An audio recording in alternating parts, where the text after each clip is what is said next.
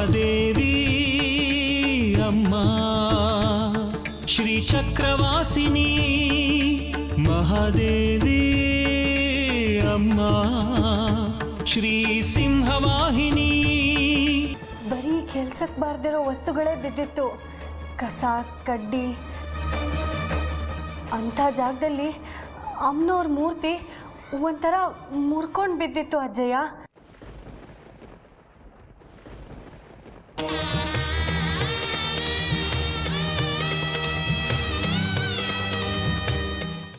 ಇದ್ದಕ್ಕಿದ್ದಾಗೆ ಯಾರೋ ನನ್ನ ಮುಂದೆ ಕಣ್ಬಿಟ್ಟಾಗಾಯ್ತು ಅಜ್ಜಯ್ಯ. ಯಾಕೆ ಹೀಗೆಲ್ಲ ಕಾಣಿಸ್ತು ಅಜ್ಜಯ್ಯ ನನಗೆ? ಹೌದಾ?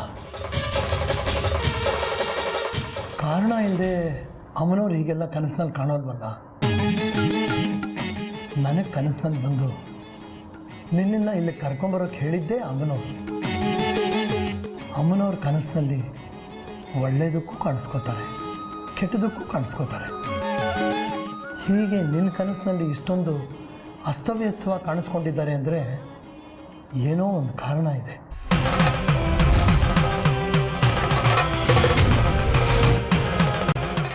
ಏನೋ ಒಂದು ಉದ್ದೇಶ ಇದೆ. ತ್ರಿಪುರ ಸುಂದರಿ ಅಮ್ಮನವ್ರ ದೇವಸ್ಥಾನದಲ್ಲಿ ನಿನ್ನೆಯಿಂದ ದೊಡ್ಡ ದೊಡ್ಡ ಪೂಜೆಗಳು, ಪುನಸ್ಕಾರಗಳು, ಹೋಮ ಹವನಗಳು ಎಲ್ಲ ಶುರುವಾಗಿದೆ. ಅಮ್ಮನವ್ರು ಈ ಹೊತ್ತಿಗೆ ಗರ್ಭಗುಡಿನಲ್ಲಿ ಪ್ರಕಾಶಮಾನವಾಗಿ ಕಂಗೊಳಿಸ್ತಿರ್ಬೇಕು.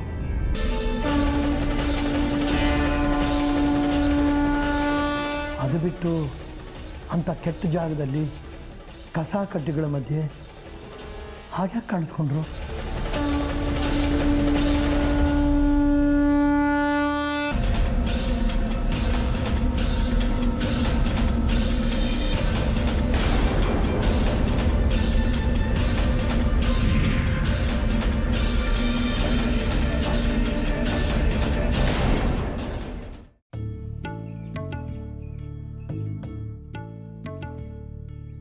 ಅಮ್ಮ ಅಮ್ಮ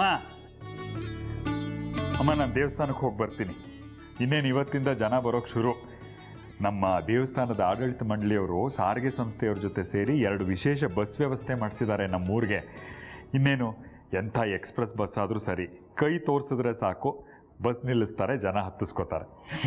ಒಳ್ಳೇದಾಯ್ತು ಬಿಡು. ಊರಿಗೆ ಹಬ್ಬದ ಕಳೆ ಶುರುವಾಗಿದೆ. ಇವತ್ತಿಂದನಾದ್ರೂ ಜನ ಸೇರ್ತಾರಲ್ಲ. ಈಗ ಮಧ್ಯಾಹ್ನಕ್ಕೆ ಅಡಿಗೆ ಎಷ್ಟು ಮಾಡೋದು?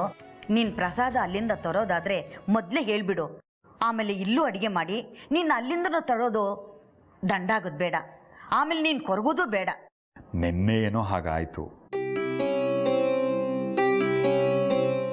ಅಮ್ಮನವ್ರಿಗೆ ಕಂಕಣ ಕಟ್ಟಿ 2 ದಿವಸ ಆಯಿತು.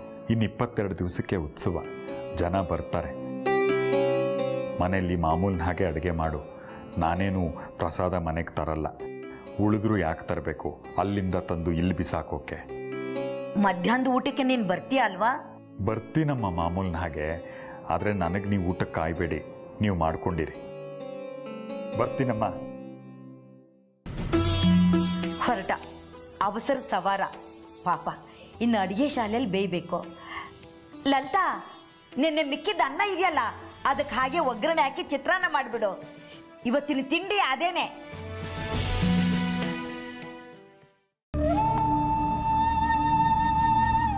ಒಂಥರ ಕೊಳಕಾಗಿರೋ ಜಾಗ, ಅಂಥ ಜಾಗದಲ್ಲಿ ಅಮ್ಮನವ್ರ ಮೂರ್ತಿ ಒಂಥರ ಮುರ್ಕೊಂಡು ಬಿದ್ದಿತ್ತು ಅಜ್ಜಯ್ಯ. ಹಾಗೇನಾದರೂ ಪ್ರೇರಣೆ ಇದ್ದರೆ ನನ್ನ ಕನಸಿನಲ್ಲಿ ಕಾಣಿಸ್ಕೋತಾ ಇದ್ದೆ ನೀನು. ಆ ಮಗು ಜಾಜಿ ಕನಸಿನಲ್ಲಿ ಯಾಕೆ ಹೀಗೆ ಕಾಣಿಸ್ಕೊಂಡೆ? ಅದು ತಾಯಿನೇ ಅಂದರೆ ನೀನೇ ಎಲ್ಲೋ ಹಾಳು ಕೊಂಪೆಯಲ್ಲಿ ಬಿದ್ದ ಹಾಗೆ. ಅಷ್ಟು ವೈಭವದಿಂದ ಮೆರೆದ ನರಸಿಂಹದೇವರ ಹಂಪೆನೇ ಹಾಳು ಬಿದ್ದೋಯ್ತು. ಇನ್ನು ಚಕ್ರಾಪುರಿಗೂ ಅದೇ ಗತಿ ಬರುತ್ತೆ ಅಂತ ಸೂಚನೆನ.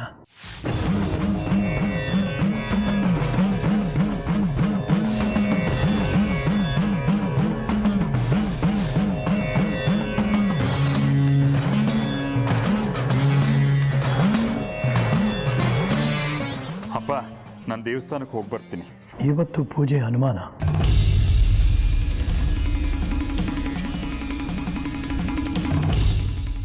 ಅರ್ಚನೆ ಇದೆ. ಅಪ್ಪ ಅಪ್ಪ ಏನು ಹೇಳ್ತಾ ಇದ್ದೀರಾ ನೀವು? ನಾನೇನು ಹೇಳಿದೆ? ಪೂಜೆ ಅಡಚಣೆ ಅಂತ ಏನೇನೋ ಹೇಳಿದ್ರಲ್ಲ. ಹೌದಾ? ಮನಸ್ಸಿಗೆ ಯಾಕೋ ಕಸಿಬಿಸಿ ಶೇಖರಿ. ನೀನೆಲ್ಲಿ ಹೊರಟೆ? ದೇವಸ್ಥಾನಕ್ಕೆ ಕೆಲಸಕ್ಕೆ, ಪ್ರಸಾದದ ಕೆಲಸ. ಆಯಿತು, ಹೋಗ್ಬಾ. ನೀವು ಆಮೇಲೆ ಬರ್ತೀರಾ?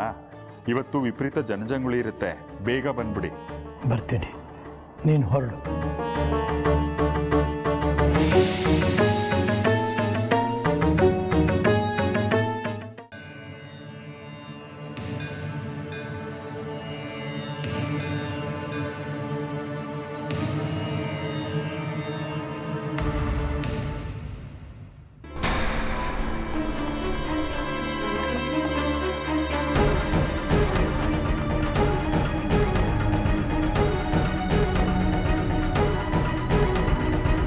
ಇದೇನಿದು?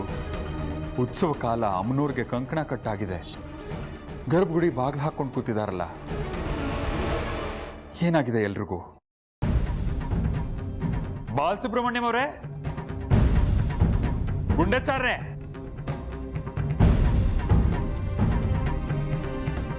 ಬಾಲಸುಬ್ರಹ್ಮಣ್ಯ ಅವರೇ, ಪಂಚಾಕ್ಷರಿ, ಗುಂಡಚಾರ್ರೆ, ಏ ಬಂಗಾರಿ ಬರಲಿ. ಇದೇನೋ ಗರ್ಭಗುಡಿ ಬಾಗ್ಲಾಕಿದೆ. ಅಮ್ಮನೂರಿಗೆ ಮೈಲಿಗೆ ಆಗಿದೆಯಂತೆ, ಅದಕ್ಕೆ ಶುದ್ಧಿ ಮಾಡಬೇಕು ಅಂತ ಬಾಗ್ಲಾಕಿದ್ದಾರೆ. ಅಮ್ಮನೂರಿಗೆ ಮೈಲಿಗೆನಾ? ಏನಾಯ್ತು? ಬೆಳಿಗ್ಗೆ ಗುಂಡಾಚಾರ್ಯರು ಗರ್ಭಗುಡಿ ಬಾಗಿಲು ತೆಗೆದಾಗ ಅಮ್ಮನೂರ್ ಪಾದದ ಹತ್ರ ಬೆಕ್ಕು ಕೂತಿತ್ತಂತೆ.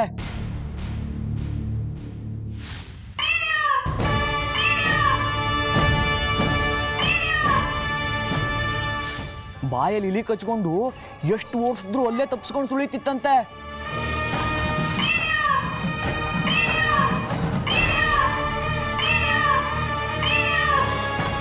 ಅಮ್ಮನವ್ರ ಪಾದದ ಹತ್ರ ರಕ್ತ ಆಗಿದೆಯಂತೆ, ಅದಕ್ಕೆ ಅದೇನೋ ಹೋಮ, ಪ್ರಾಯಶ್ಚಿತ್ತ ಹೋಮ. ಹಾ ಅದೇ, ಅದನ್ನು ಮಾಡಿ ದೇವಸ್ಥಾನ ತೊಳೆದು ಆಮೇಲೆ ಬಾಗಿಲು ತೆಗಿತಾರಂತೆ. ಈ ಗುಂಡಾಚಾರಿ ಶುದ್ಧ ಸೋಮಾರಿ. ನಿನ್ನೆ ಜನ ಬರಲಿಲ್ಲ ಅಂತ ಗರ್ಭಗುಡಿಲ್ಲೇ ಪ್ರಸಾದ ಬಿಟ್ಟು ಬಾಗಿಲು ಹಾಕೊಂಡು ಹೋಗಿದ್ದಾನೆ. ಇಲಿಗಳು ಆ ಪ್ರಸಾದ ತಿನ್ನೋಕೆ ಬಂದಿವೆ, ಅದನ್ನ ಹಿಡಿಯೋಕೆ ಬೆಕ್ಕು ಹೊಕ್ಕಿದೆ. ಒಂಚೂರು ಭಯ ಇಲ್ಲ, ಭಕ್ತಿ ಇಲ್ಲ ಈ ಗುಂಡಾಚಾರಿಗೆ. ಜನ ನಿನ್ನೆ ಬರದೇ ಇದ್ರೇನಂತೆ, ಇವತ್ತು ಬಂದಿರೋರು. ಒಂದ್ 4 ಜನ ಬಂದಿದ್ರು, ಬಾಗಿಲು ನೋಡ್ಕೊಂಡು ಹೋದ್ರು. ಇಷ್ಟೊತ್ತಿಗೆ 100 ಜೊತೆ ಚಪ್ಪಲಿ ಆದ್ರೂ ಸೇರ್ಬೇಕಿತ್ತು. ದಿನ ಬೆಳಗ್ಗೆ ಬರೋದೇ ಆಗಿದೆ, ಏನು ವ್ಯಾಪಾರನೇ ಇಲ್ಲ. ಈ ಸಲ ಬರೀ ನಷ್ಟ. ಓಹೋ, ಎಷ್ಟು ಬಂಡವಾಳ ಹಾಕ್ಬಿಟ್ಟಿದ್ದೆ ನಷ್ಟ ಆಗೋಕೆ. ಅಜ್ಜಿಗೆ ಅರವೆ ಚಿಂತೆ ಆದ್ರೆ ಮಗನಿಗೆ ಮದುವೆ ಚಿಂತೆ ಅಂತೆ, ಇವನ್ಗೆ ಚಪ್ಪಲಿ ಚಿಂತೆ. ಇನ್ನೀ ದೇವಸ್ಥಾನ ಶುದ್ಧಿ ಮಾಡಿ ಹೋಮ ಮಾಡಿ ಆಮೇಲೆ ನಾನು ಪ್ರಸಾದ ಮಾಡೋದು ಯಾವಾಗ? ನನಗೆ ನನ್ನ ಚಿಂತೆ. ಸುಮ್ಮನೆ ಪ್ರಸಾದ ಮಾಡಬೇಡಿ, ಜನನೇ ಬರ್ತಾ ಇಲ್ವಲ್ಲ ಇಲ್ಲಿ. ದರಿದ್ರದ್ದು ಎಷ್ಟು ಓಡಿಸಿದ್ರು ಗರ್ಭಗುಡಿಯೇ ಓಡಾಡ್ತಾ ಇತ್ತು, ಎಲ್ಲ ಮೈಲಿಗೆ ಆಯ್ತು. ಇನ್ನೆಲ್ಲ ಶುದ್ಧಿ ಮಾಡೋ ಅಷ್ಟರಲ್ಲಿ ನಾನು ಹೆಣ ಬಿದ್ದೋಗುತ್ತೆ. ಏ ಲಕ್ಷ್ಮಣ, ಶುದ್ಧಿ ಮಾಡಬೇಕು, ನೀರು ತಗೊಂಬರ್ರೋ. ಪಂಚಾಕ್ಷರಿ, ನಿನ್ನೆ ರಾತ್ರಿ ಆ ಗುಂಡಾಚಾರಿ ನೈವೇದ್ಯನ ಗರ್ಭಗುಡಿಲ್ಲೇ ಇಟ್ಟು ಬಾಗ್ಲಾಕೊಂಡು ಹೋಗಿದ್ನಾ? ಎಷ್ಟಕ್ಕಾದ್ರೂ ದಿನವಿಡೀ ಒಬ್ಬ ಭಕ್ತ ದಿನ ಬರಲಿಲ್ಲ, ಬೇಜಾರಾಗಿ ಬಾಗ್ಲಾಕೊಂಡು ಹೋಗಿದ್ದಾನಂತೆ. ಅಷ್ಟು ಪರಿಜ್ಞಾನ ಬೇಡವಾ ಅವನಿಗೆ? ದೇವಸ್ಥಾನ ತುಂಬಾ ಇಲಿಗಳಿದೆ. ನೈವೇದ್ಯ ಬಿಟ್ಟು ಹೋದ್ರೆ ಅದನ್ನ ತಿನ್ನೋಕೆ ಇಲಿಗಳು ಬರುತ್ತೆ, ಇಲಿನ ಹಿಡಿಯೋಕೆ ಬೆಕ್ಕು ಬರುತ್ತೆ. ಜನನೇ ಇಲ್ಲ, ಇನ್ನು ಇಲಿ ಎಲ್ಲಿಂದ ಬರುತ್ತೆ ಅಂತ ತಾತ್ಸಾರ ಮಾಡಿರ್ತಾನೆ. ನೀನು ಹೇಳ್ದಂಗೆ ಇಷ್ಟೆಲ್ಲ ನಂಪ ಆಯ್ತು ನೋಡು. ಸರಿ, ಈಗ ಪ್ರಸಾದದ ಕತೆ ಏನು? ಇದನ್ನೆಲ್ಲ ಶುದ್ಧಿ ಮಾಡೋ ಅಷ್ಟರಲ್ಲಿ ಮಧ್ಯಾಹ್ನ ಆಗುತ್ತೆ. ಯಾಕೋ ಪರಿಸ್ಥಿತಿ ನೋಡಿದರೆ ಇವತ್ತು ಜನ ಬರೋದು ಅನುಮಾನನೇ. ಒಂದು ಕೆಲಸ ಮಾಡು ಶೇಖರಿ, 1 kg ಅಷ್ಟು ಅವಲಕ್ಕಿ ಪ್ರಸಾದ ಮಾಡು, ಆಮೇಲೆ ಜನ ಬಂದರೆ ನೋಡಿದ್ರಾಯ್ತು.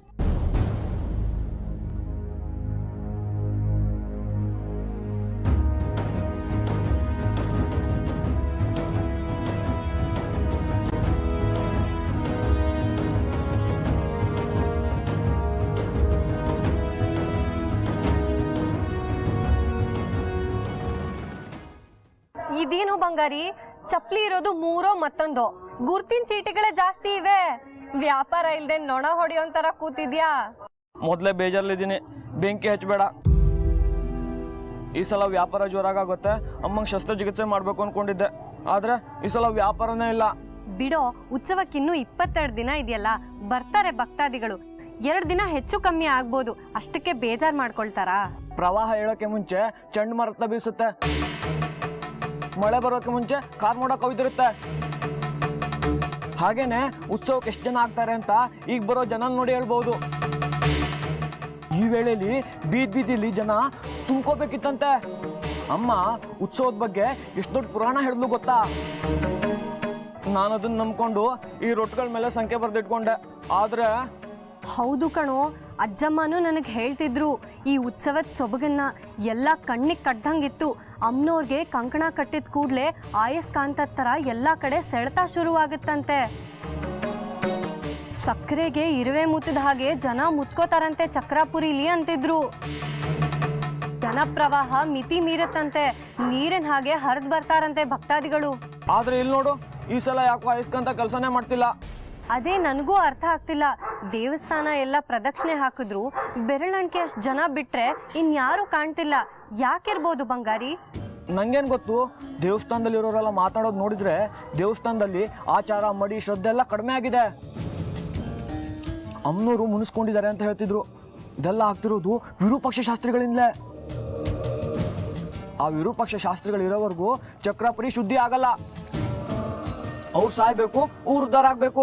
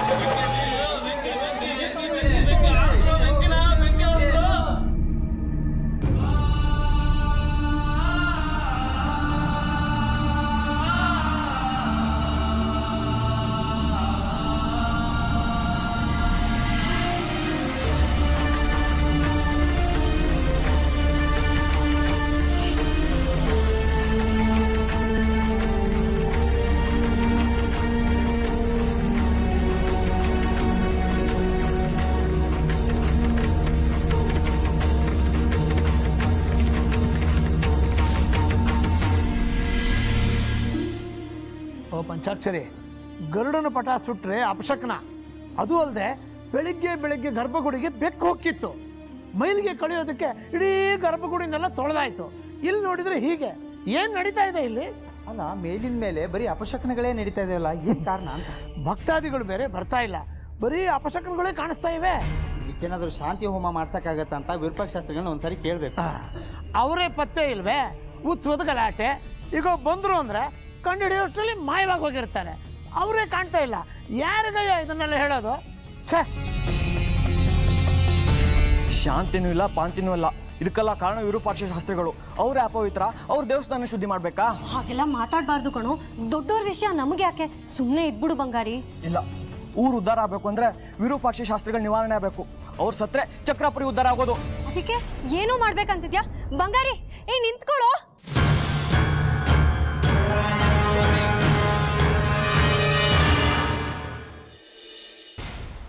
ಏನು, ಗರ್ಭಗುಡಿನ ಬೆಕ್ಕು ಮೈಲಿಗೆ ಮಾಡ್ತಾ? ಗರಡು ಪಟಕ್ಕೆ ಬೆಂಕಿ ಬಿತ್ತ?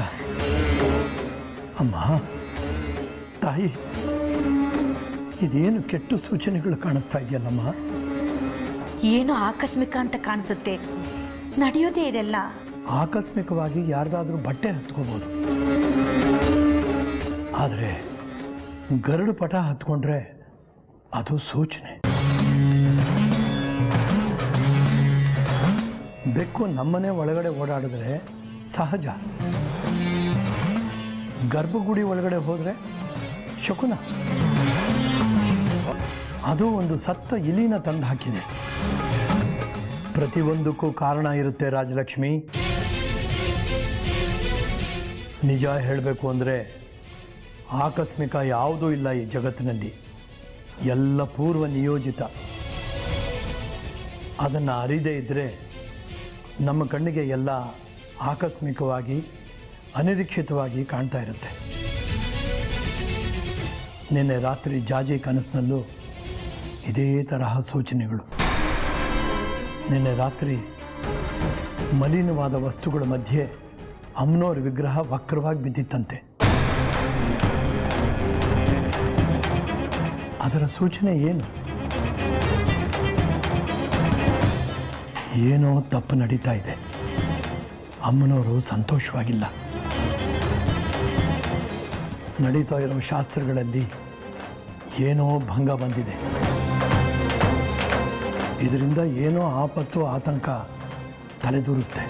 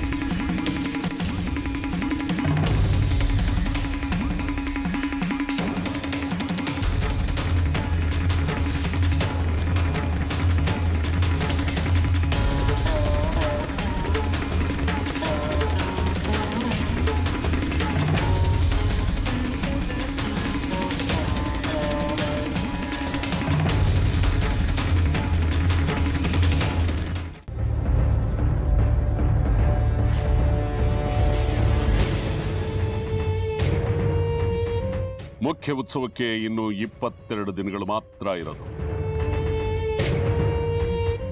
ಆ ದಿನ ನಮ್ಮ ಪಾಲಿಗೆ ಬಹಳ ಮುಖ್ಯವಾದ ದಿನ.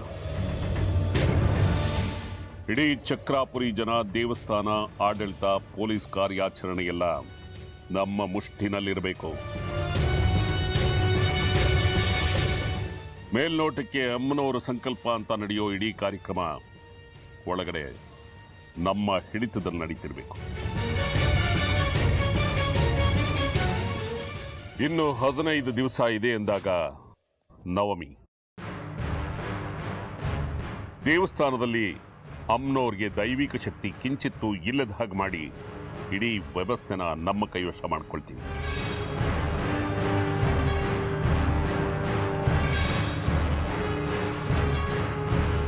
ಉತ್ಸವದ ಹಿಂದಿನ ರಾತ್ರಿ ಈ ಮಾರಿಗುಡಿ ತನ್ನ ಪೊಲೀಸ್ ಪಡೆ ಮೂಲಕ ನಾವು ಚಟುವಟಿಕೆ ನಡೆಸೋ ಜಾಗ, ನಾವು ಓಡಾಡೋ ಜಾಗನೆಲ್ಲ ಪೂರ್ತಿಯಾಗಿ ಖಾಸಗಿ ಮಾಡಿಕೊಡ್ತಾನೆ. ಉತ್ಸವದ ಹಿಂದಿನ ದಿನ ಏನ್ ನಡೆಯುತ್ತೆ, ಶ್ರೀಚಕ್ರವನ್ನ ನಾವು ಎಲ್ಲಿಗೆ ಸ್ಥಳಾಂತರಿಸ್ತೀವಿ, ಅದನ್ನ ಎಲ್ಲಿ ಕೊಂಡೊಯ್ತೀವಿ ಅನ್ನೋದನ್ನೆಲ್ಲ ನಾಳೆ ನಿರ್ಧಾರ ಮಾಡಿ ಹೇಳ್ತೀವಿ. ಚೆನ್ನಾಗಿದೆ ನಿನ್ನ ಯೋಜನೆ ವಿರೂಪಾಕ್ಷ. ಆದ್ರೆ ಎಲ್ಲಿಗೋ ಯಾಕೆ, ಊರವರೆಗಿರೋ ಪಾಳ್ಗುಡಿ ಭೈರವಿ ದೇವಸ್ಥಾನಕ್ಕೆ ಸಾಕ್ಸ್ಬಿಡೋಣ ಶ್ರೀಚಕ್ರನ. ಅಲ್ಲಿ ಬಾವುಲಿ ಗೂಬೆ ನಾಯಿ ಬಿಟ್ರೆ ಇನ್ಯಾವ ನರ್ಪಿಳ್ಳೆನೂ ಸುಳ್ದಾಡಲ್ಲ. ನಾನ್ ಕಾವ್ಲಿರ್ತೀನಿ, ಶ್ರೀಚಕ್ರ ಸುರಕ್ಷಿತವಾಗಿರುತ್ತೆ. ಬೇಡ,